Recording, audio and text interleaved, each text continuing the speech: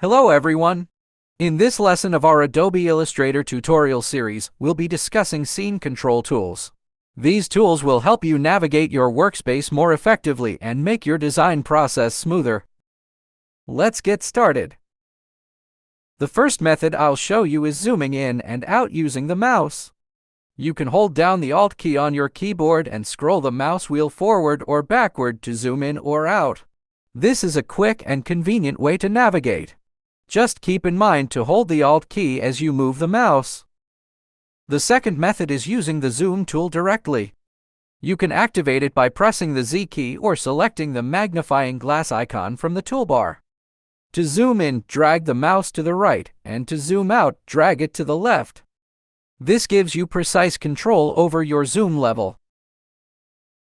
In addition to zooming, you can move around your scene using the hand tool. This tool allows you to pan across your workspace effortlessly.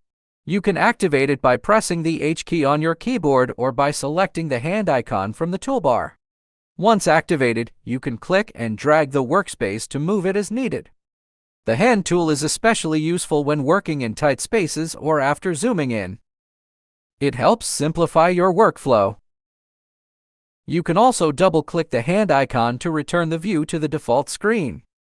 Finally, let's talk about the Rotate View tool, a newer feature in Adobe Illustrator. This tool allows you to rotate your entire artboard to any angle, which can be really helpful when working on detailed designs.